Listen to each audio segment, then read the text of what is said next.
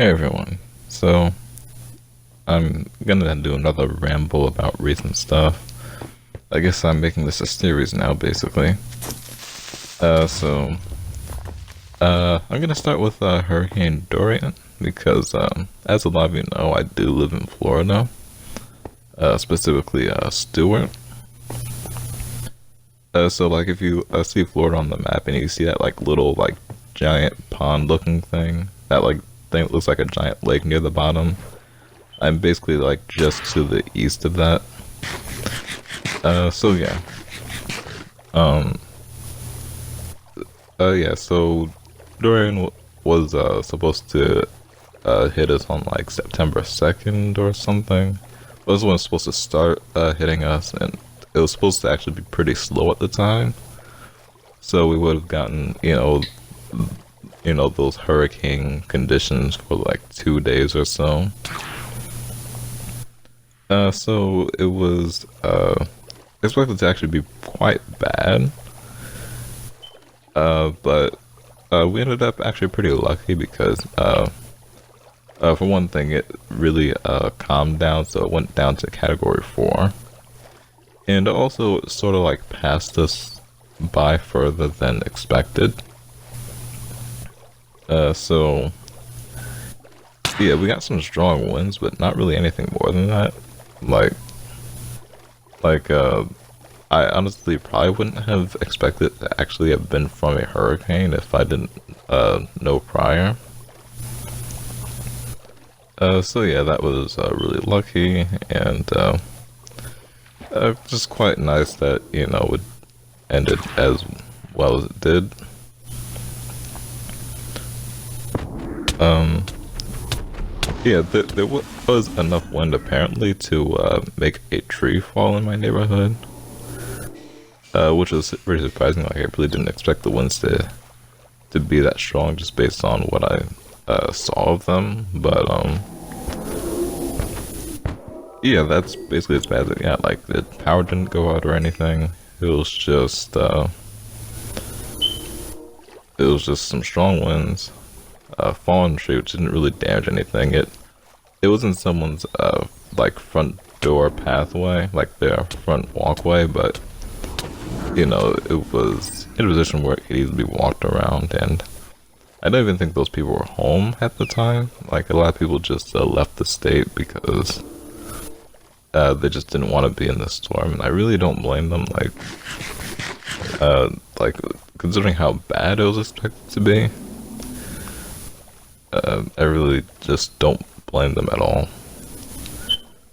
So yeah.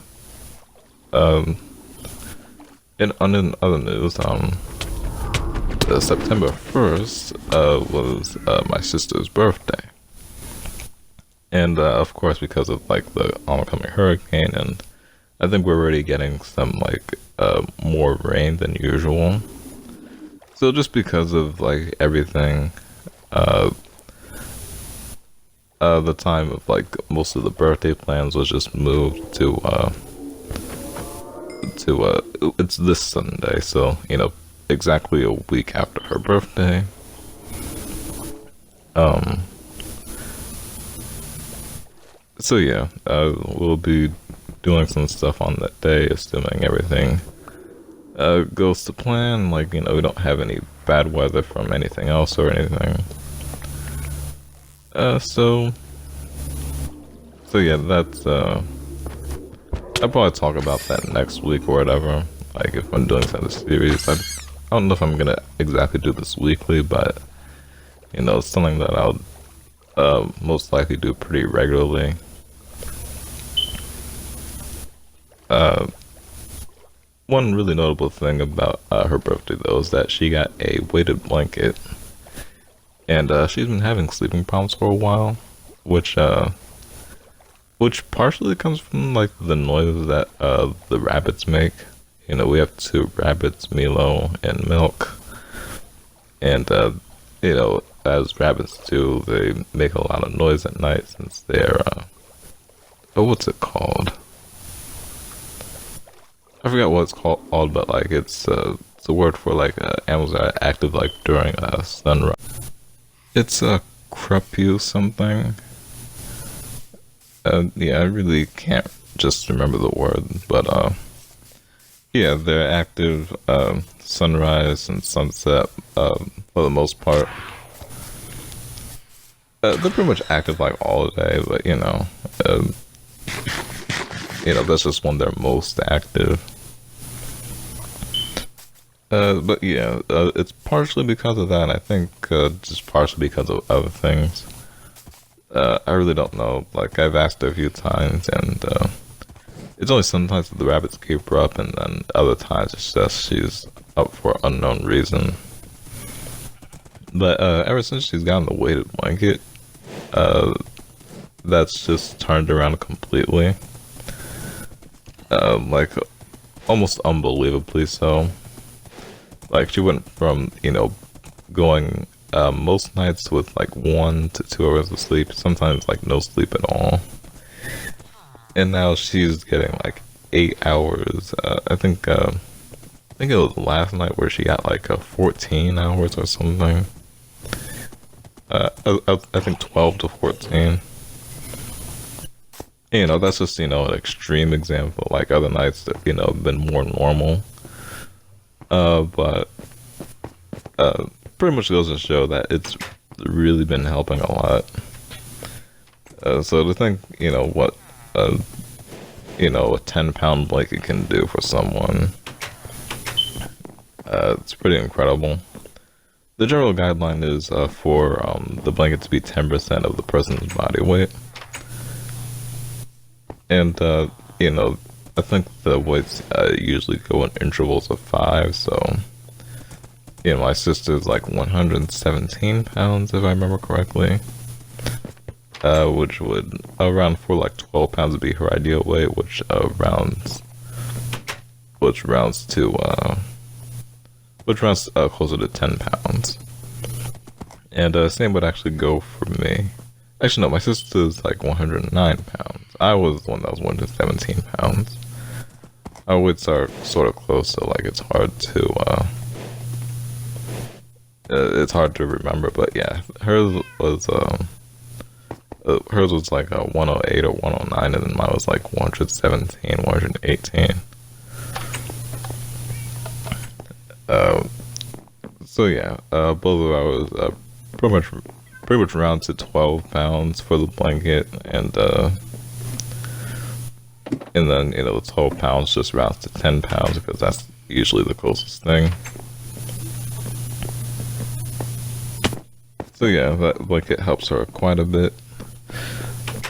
I've had it on me a few times, but I haven't like actually slept with it because, well, I don't really have many issues with sleeping, so not really a whole lot. I need to like try it out. Like I can get my own whenever a good time comes for it. But yeah, basically, if you're having sleeping issues, it's something that's probably very much worth trying because I've seen it help her so much, and I can only imagine how much it's gonna help other people. So yeah, slightly related. I want to talk about the Differently Wired show, and I know I've mentioned Max the Rat many times before, blah blah blah, but yeah, I think it was earlier this week or even like last week. I actually submitted something for his weekly talk show, podcast, whatever. I don't know what it technically is, but it's a weekly thing that he does. And I submitted a question for it. I was sort of looking forward to having it answered this week, but just because of time and stuff, and like a particular topic for this week, he had to skip like that whole mailbag segment that he does, so I have to wait until next week to see if he can get to it.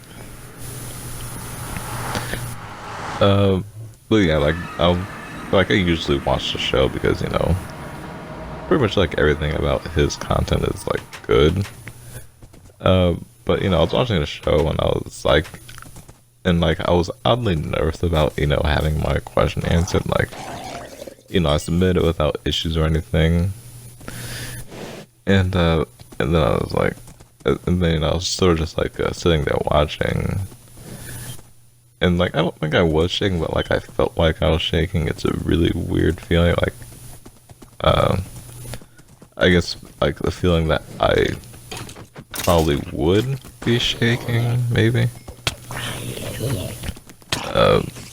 It's a weird feeling. It's a hard to describe feeling, but I think I've described it well enough for you to at least uh, just to understand enough of what I'm trying to explain. So yeah, it was really weird to me. And it makes it think about I sort of mentioned like before, like how some things our emotions don't make sense, and this got me thinking about like how little sense it makes for how little sense it makes to have like certain emotions without like any sort of unknown reason for them to happen. It's not like it's a weird occurrence, but it's weird in concept. Because, emotions are supposed to be like somewhat of a guiding system for behavior.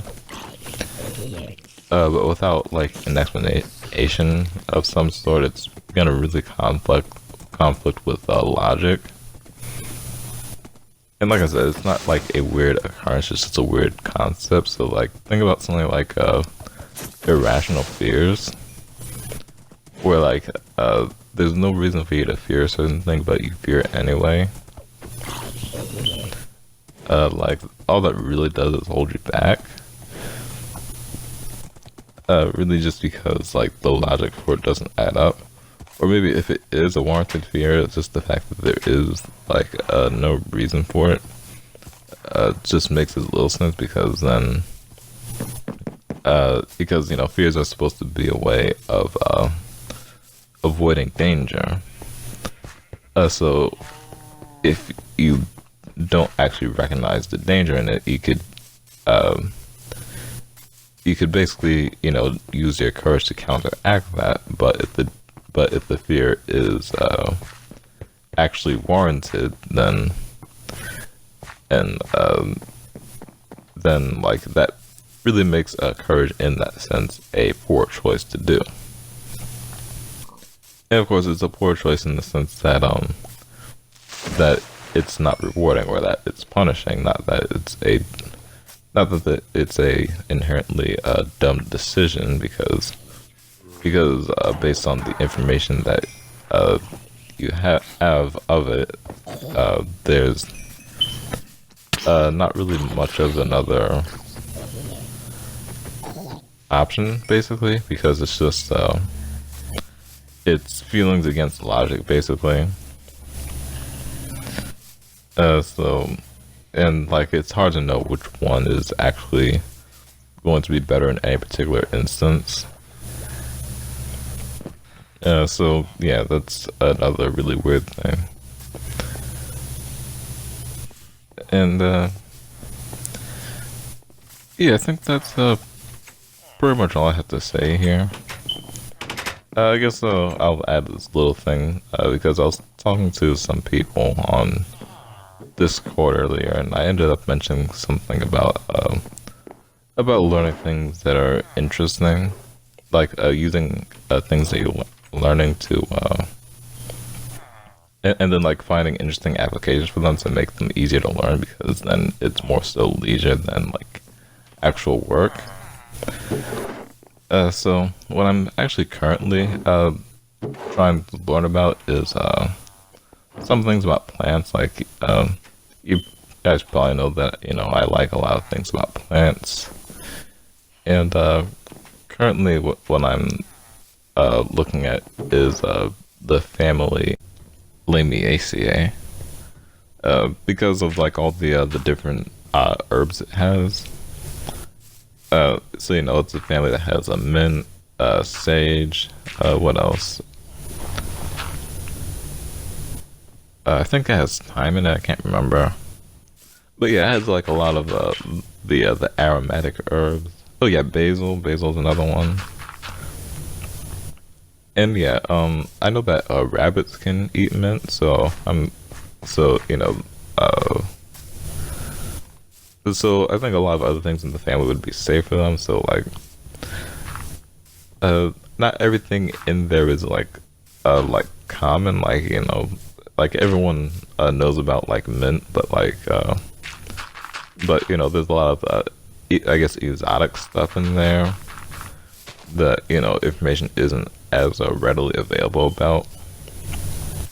So it would help to have like a better understanding of of like how these plants evolved and like how they like protect themselves and stuff. So like I can see like okay, well this one is high in like this vitamin and whatever. So so yeah, I can actually understand uh what makes them different from each other, what makes them similar, and then I can compare those similarities and differences to understand what's safe, what isn't safe, and why.